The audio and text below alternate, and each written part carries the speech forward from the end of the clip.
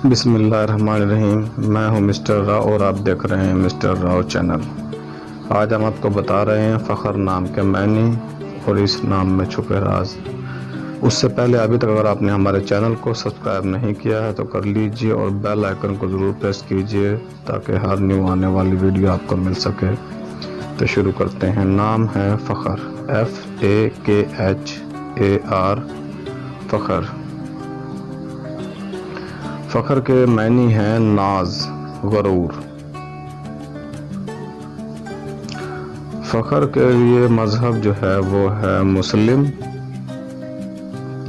और फ़ख्र के लिए लकी नंबर जो है वो है 7। लकी दिन है फ़ख्र के लिए जुम्मा और हफ्ता। लकी रंग है फ़ख्र के लिए नीला, बनफशी, काला। लकी पत्थर है फ़ख्र के लिए नीलम और लकी धाते हैं फ़ख्र के लिए लोहा।